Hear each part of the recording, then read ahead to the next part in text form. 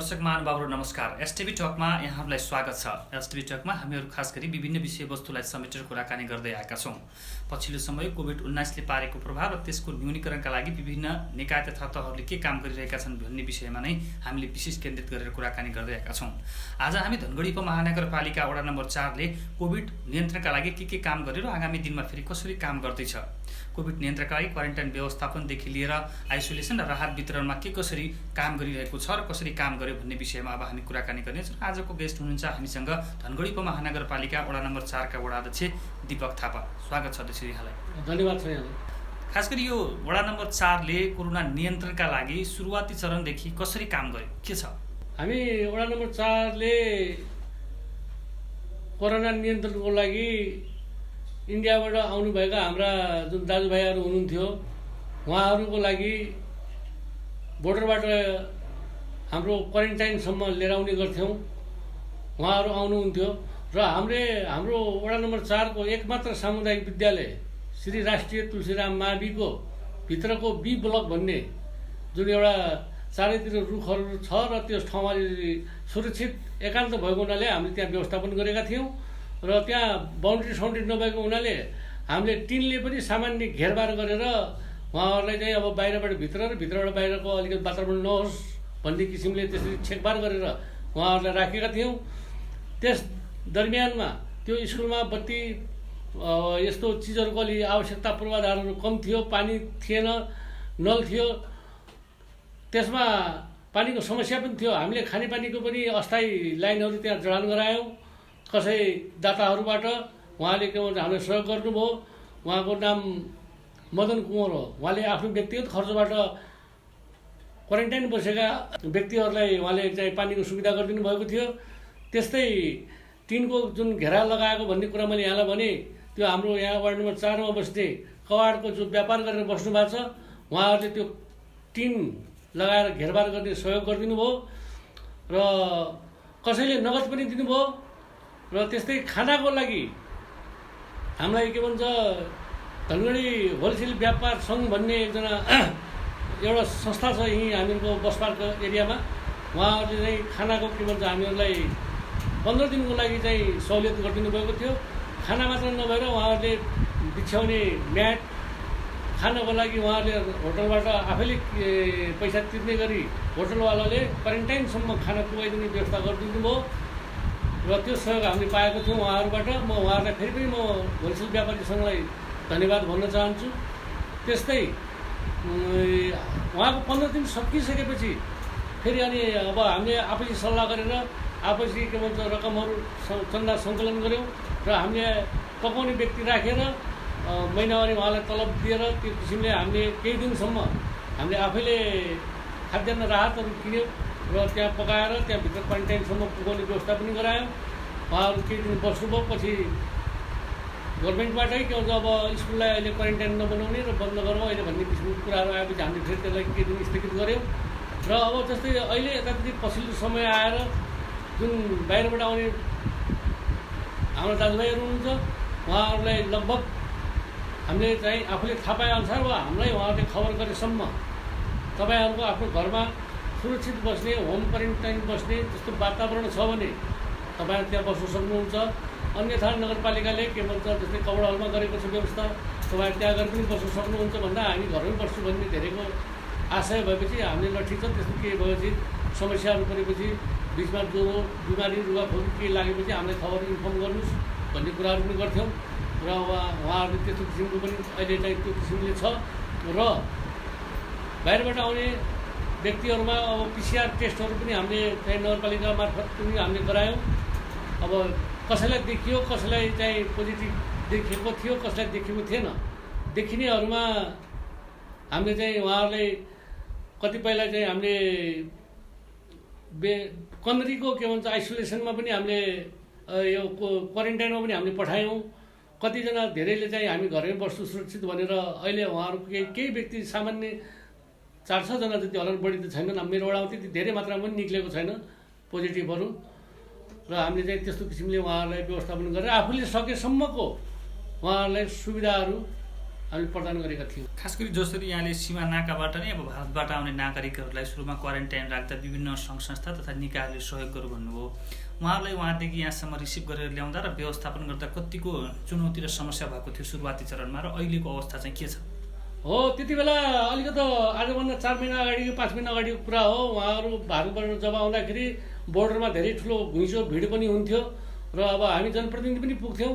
त्यति बेला हामीहरूको नगरपालिकाको अब साधनबाट हामीहरू उहाँहरूलाई कुन कुन वडाको हुनुहुन्छ त्यो किसिमले अब 4 नम्बरको हुनुहुन्छ भने 4 नम्बरमा उतार्थ्यौँ र भने अरू वडाको थियो भने अरू वडामा उतार्थ्यौँ। अब त्यति बेला अलिकति भयावह अवस्था पनि थियो, तर अब त्यो बेलादेखि अहिलेसम्म 4-5 महिनामा मान्छेले अलिक सायद मलाई लाग्छ त्यो डरलाई अलिकति बिर्सिसकेको जस्तो लाग्छ र त्यति बेला अलिकति मान्छेको मनमा त्रासहरू पनि धेरै थियो।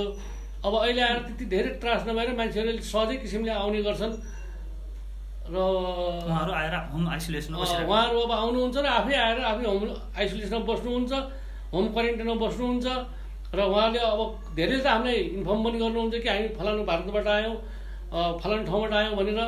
अब कसैले नगरे अवस्था पनि छ, सबैले गर्यो भने म पनि त्यो भन्दैन। अब जसले गर्नु भएको छ उहाँहरूसँग डाटा हामीहरूको यहाँ वडा कार्यालयमा पनि छ।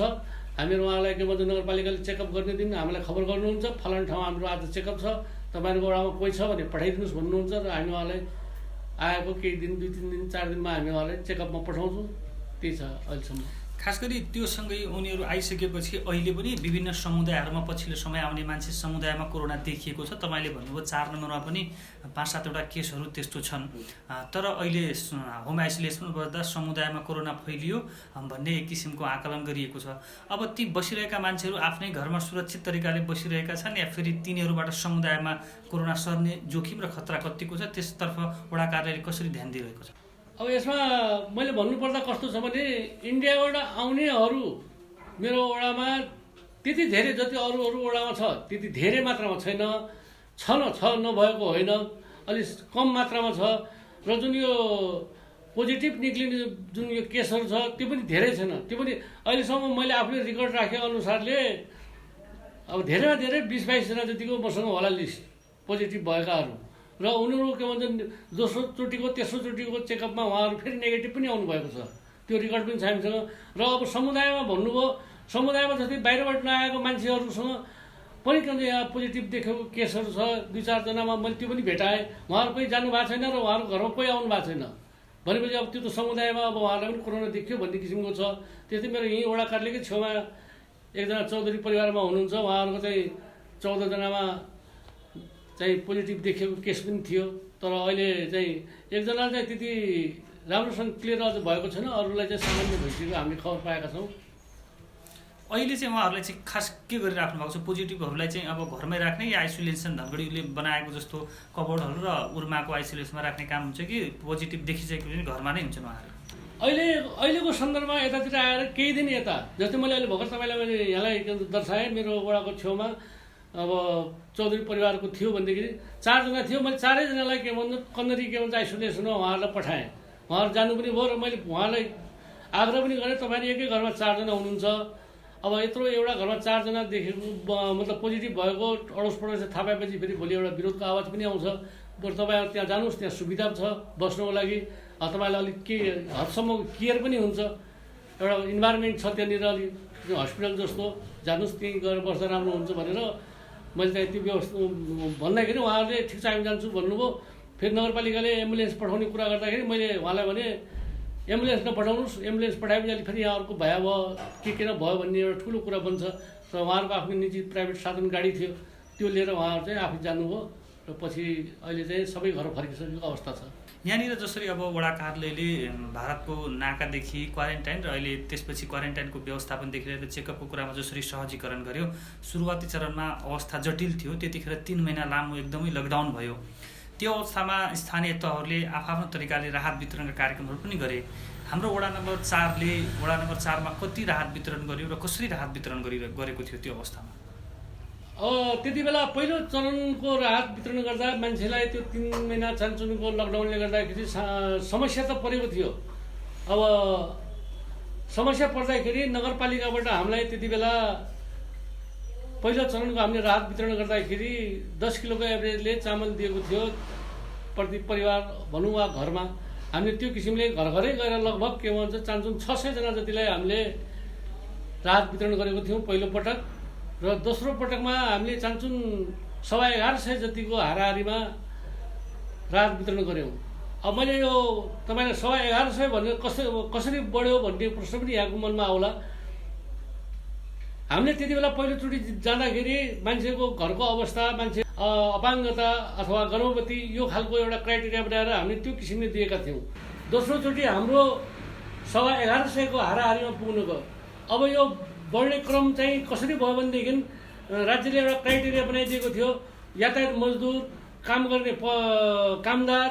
अब यो भन्दाखेरि उहाँहरूले पनि के भन्छ त्यो क्राइटेरिया अन्तर्गत पर्नुभयो र हामीले चाहिँ अब त्यो अलिकति सम्पन्न हुने खाने छ, तपाईँहरूले लिइदिनु भएन, तपाईँसँग छ भने बरु अलिकति कमजोर वर्गलाई दिँदा राम्रो हुन्छ भन्ने उहाँहरूलाई हामीले कुरा राख्यौँ।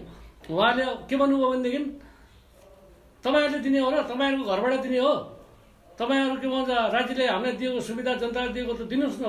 हामी पनि अब ठिक छ त्यस्तो तपाईँहरूको भनाइ हो भने हामी दिन्छौँ भनेर हामी त्यो किसिमले पनि के भन्छ अब क्राइटेरियाभन्दा बाहिरका मान्छेले पनि पाएको छ, नपाएको होइन, त्यो खालको म चाहिँ यहाँहरूलाई जानकारी गराउँछु। त्यसपछि दोस्रो चरणमा 1100 बढ्दाखेरि क्राइटेरियाभन्दा बाहिर गएर नै यो 1100 पुगेका हुन्? हजुर हजुर, त्यो चाहिँ 1100 चाहिँ क्राइटेरियाभन्दा बाहिर पनि गए मान्छेहरू केही न केही गएका छन्।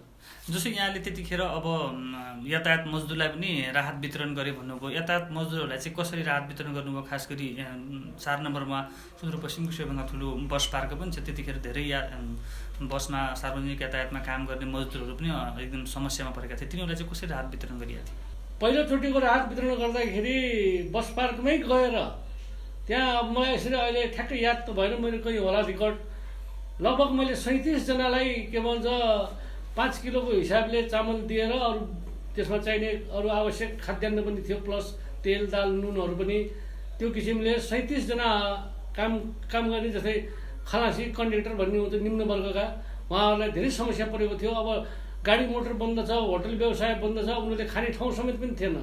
र त्यहाँबाट मलाई जानकारी आयो कि यतिजना चाहिँ समस्यामा छन्, उहाँहरूलाई के राहत गरिदिनु पऱ्यो भने चाहिँ मैले नगरपालिकाबाट चान्चुन मलाई लाग्छ 37 जनालाई मैले ल्याएर राहत दिएको थिएँ। त्यसपछि अब मैले भन्नुपर्दाखेरि के छ भनेदेखि सम्पन्न भएका गाडी चालकहरू जसका पक्की घरहरू पनि छ, अब गाडी चलाउने भने त उहाँहरूलाई पनि त समस्या भयो नि। अब गाडी चलेपछि उहाँहरूको आम्दानी आउँथ्यो, उहाँहरूलाई खाना समस्या हुन्थेन।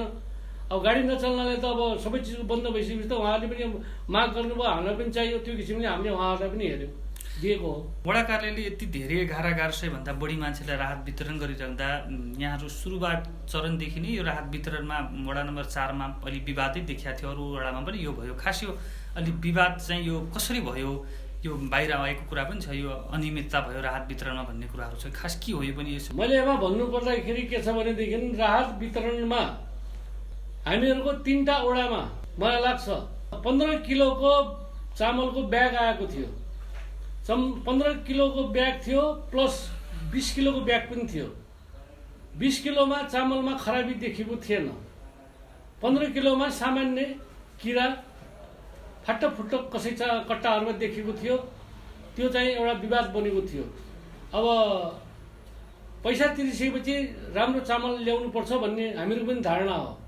अब त्यो टेन्डर गरेर किन्ने क्रममा ठेकेदारले सप्लाई गरेको थियो। त्यो सप्लाई गरिसकेपछि चामलमा खराबी र कैफियत देखेपछि तुरुन्त फिर्ता गर्ने भन्ने नर्म्स पनि थियो, एग्रिमेन्टमा लेखिएको। हामीले पहिलो दिन के भन्छ 249 कट्टा वितरण गरेको थियौँ।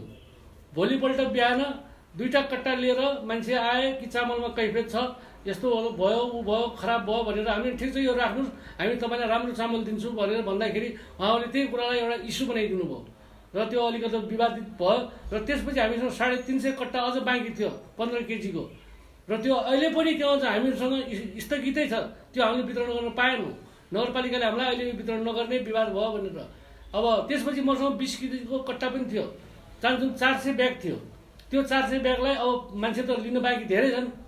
धेरै भइसकेपछि हामीले त्यसैले दामासाहीको हिसाबले 10 किलोको हिसाबले हामीले उहाँ वडामा भएका के भन्छ पीडित वर्गहरूलाई हामीले त्यो चामल वितरण गऱ्यौँ। त्यसपछि त्यो विवाद भइसकेपछि जो वितरण गर्न रोक्यो उहाँहरूले फेरि राहत पनि पाउनु भयो कि पाउनु भएन, अन्य कहीँबाट पहल भयो कि भएन? र त्यो जो 300 कट्टा भन्नुभयो 15 केजीको र 20 केजीको त्यो वितरण नभएपछि उहाँहरूलाई के गर्नुभयो त? यदि त्यो चामल नरोकेको भए हामीले उहाँलाई जुन क्राइटेरिया थियो 30 किलो र 20 किलो हामी त्यो किसिमले बाँड्थ्यौँ। तर त्यो अब 350 कट्टा रोकिसकेपछि त चामल त घट्यो।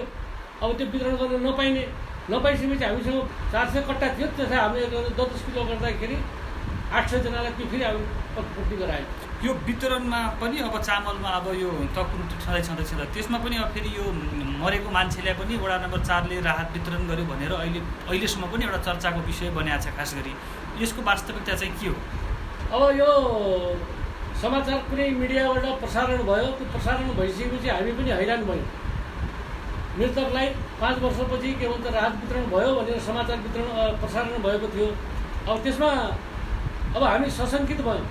हुनसक्छ हाम्रो हातमा त्रुटि भयो होला, कसैले हामीलाई यो भुलमुलमा भिडको बेलामा ठग्न सक्यो होला, हामी चिन्तित भयौँ। तर हामीले त्यो समाचार प्रसारण भइसकेको बिहान 10 बजीतिर सबै मिलेर वडा कार्य समिति यहाँका कर्मचारी मिलेर हामीले त्यो छानबिन गऱ्यौँ। छानबिन गर्दाखेरि मृत भनिएको व्यक्ति चाहिँ मृत नभएर जीवितै भएको अवस्था हो। म तपाईँलाई अहिले पनि आफूसँग भएको प्रमाण देखाउँछु। यो जब के भन्छ समाचारमा महादेव थारू भन्ने 5 वर्ष अगाडि वितरण भयो, वडा कार्यालयले राहत वितरण गर्यो भनेर समाचार आइसकेपछि हामी खोजिबिन गयौँ। खोजिसकेपछि मान्छे फेला पर्यो, जिन्दै छ मान्छे। र त्यसपछि हेर्नुहोस् तपाईँले उसको प्रमाण भेट्नु, उसले अनुसूची बमोजिमको फारम भरेको छ, उसको औँलाको छाप पनि छ, उसको नागरिकता पनि छ। त्यसपछि हामीले के भन्यो भने ल यो सबै प्रमाण भयो। फेरि उहाँले के लेख्नु भएको छ म यहाँलाई पढेर सुनाउँछु। श्रीमान वडा अध्यक्षज्यू, धनगढी उपमहानगरपालिका वडा नम्बर 4 को कार्यालय उत्तरबेडी धनगढी कैलाली विषय राहत सम्बन्धमा उपरोक्त सम्बन्धमा मिति 2077 साल 5 महिना 17 गते बेलुका 36 बजे प्रसारण भएको दिनेश खबरको समाचार प्रसारणमा धनगढी उपमहानगरपालिका वडा नम्बर 4 ले राहत वितरण गरेको विषयमा म निवेदक माधव चौधरीलाई 5 वर्ष पहिले मृत्यु भई राहत बुझेको भनी गलत समाचार प्रसारण गरेकोमा दुःख व्यक्त गर्दै म निवेदक माधव चौधरी नेपाली नागरिकता नम्बर 185 पी जारी मिति 2045 साल 1 महिना 7 गते जारी जिल्ला कैलाली भएको व्यक्ति म जीवितै रहेको र मैले प्राप्त गरेको राहत पहिलो चरणमा 10 केजी चामल, दाल, नुन, तेल र दोस्रो चरणको राहत वितरणमा चामल 20 केजी, दाल, चिनी, तेल, नुन, साबुन वडा कार्यालयले वितरण गर्दा मैले उक्त सामान बुझिलिएको हो भनी यो निवेदन पेश गरेको छु। माधव चौधरी, उसको औँलाको छाप पनि छ। यो चाहिँ समाचार सम्प्रेषण भइसकेपछि अनि हामीले उसँग एउटा यो लिखित प्रमाण माग्यौँ। हामीसँग प्रमाण त यसको सट्टा यो पनि थियो, उसले भरेको अनुसूची फारम, त्यसपछि उसको नागरिकता पनि छ हामीसँग। अब यो किसिमले अब मलाई लाग्छ अब यस विषयलाई खास गरी जसरी अब बाहिर उठ्यो, अब वडा कार्यालयमा त अब सबै प्रमाण र उसले गरेका प्रमाण र यहाँले राखेका प्रमाणहरू पनि छँदैछन्। यसलाई अब खास गरी यथार्थ रूपमा बुझिदिनु हुन के गर्नुहुन्छ आग्रह? अब म यही भन्छु यहाँहरूलाई, मिडियाको काम भनेको सत्य तथ्य समाचार सम्प्रेषण गरिदिनुपर्छ। उहाँहरूले समाचार सम्प्रेषण गरेको मलाई त्यसमा केही भन्नु छैन। तर यो मृत भनेको व्यक्ति जीवितै छ र जुन उहाँले मृत भन्नुभयो यो व्यक्ति महिमा टोलको व्यक्ति हो। यसको नाम ठेगाना लेख्ने बेलामा ठेगाना चाहिँ हामीहरूको तर्फबाट शिवपुरी टोल लेखिन गयो। त्यो चाहिँ त्यति ठुलो मिस्टेक त होइन। अब शिवपुरी टोलमा पत्रकारले गएर बुझ्दाखेरि इत्तफाक दैव संयोग उसै घरमा पनि एउटा महादेव डङ्गोरा थारू भन्ने चौधरी एकजना वर्ग 5 वर्ष अगाडि मृत्यु भएको अवस्था थियो। ठिकै हो, त्यो सही कुरा हो। तर उसको नाममा हामीले यहाँ फारम पनि भरेको छैनौँ, उसँग के भन्छ हामीले राहत पनि वितरण गरेको छैनौँ। उसको घरको बुहारीहरूले आफूले बुझेको छ, उसको बुहारीहरूको हामीसँग फर्मेटहरू पनि छ, फारम पनि छ। तर यो समाचार चाहिँ त्रुटि भुलवश उहाँहरूले निकालिदिनु भयो र यसको समाचारको दिनेश एफएमले खण्डन पनि गरिसकेको अवस्था म यहाँलाई जानकारी गराउँछु। अब खास गरी अन्तिममा जसरी अब वडा कार्यालयले अहिलेसम्म सुरुवाती चरणदेखि राहत वितरण र अहिले जसरी भूमिका निर्वाह गरिरहेको छ कोरोना व्यवस्थापनका लागि, अब चाहिँ कसरी काम गर्छ आगामी दिनहरूमा? अब भोलिदेखि त फेरि अब निषेधाज्ञा पनि खुल्दैछ, त्यसपछि अब लकडाउन पनि छैन अहिले। अब चाहिँ वडा कार्यालयले कसरी काम गर्छ? बाहिरबाट आएका नागरिकहरूको व्यवस्थापनदेखि लिएर परीक्षणलाई कसरी अगाडि बढाउँछ? अब त्यही हो, अहिले बाहिरबाट आएको नागरिकलाई अब हामीले चाहिँ उहाँहरूको आफूसँग अघि नै पनि मैले भनेको थिएँ, उहाँहरूसँग आफ्नो यदि बस्ने घर अब अलिकति सुविधाजनक छ भनेदेखि तपाईँहरू त्यहीँ बस्नुहोस्। तपाईँहरूलाई टोलमा कसैले विरोध गर्नु भएन। अब त्यस्तो यदि समस्या छ भनेदेखि हामीलाई इन्फर्म गर्नुहोस्। क्वारेन्टाइन व्यवस्था गरेको छ नगरपालिकाले, कनरीमा छ, त्यस्तै के भन्छ कौडालमा छ। अब त्यो किसिमले हामीहरू उहाँहरूलाई लगेर त्यस ठाउँमा व्यवस्थापन गर्न सक्छौँ। महत्त्वपूर्ण समयका लागि धन्यवाद। ल मेरो पनि केही जिज्ञासाहरू राख्न दिने मौका गर्नुभयो। म यस तपाईँहरूको मिडियालाई धेरै धेरै धन्यवाद दिँदै बिदा चाहन्छु। दर्शक महानुभावहरू, आज हामीसँग हुनुहुन्थ्यो धनगढी उपमहानगरपालिका वडा नम्बर 4 का वडा अध्यक्ष दीपक थापा। उहाँले खास गरी सुरुवाती चरणमै कोरोना लकडाउन र त्यसपछि कोरोनाले पारेको प्रभावमा कसरी राहत वितरण गर्नुभयो र भारतबाट आउने नागरिकहरूलाई क्वारेन्टाइनमा कसरी व्यवस्थापन गर्नुभयो र परीक्षणलाई समुदायमा कसरी अगाडि बढाइरहनु भएको छ भन्ने विषयमा जानकारी गराउनुभयो। आजलाई एसटिभी टक यति नै। एसटिभी टक हेर्नका लागि सुप अनलाइन टिभीको फेसबुक पेज र युट्युब च्यानलबाट हेर्न सक्नुहुनेछ। हामी सबैलाई बिदा दिनुहोस्। नमस्कार।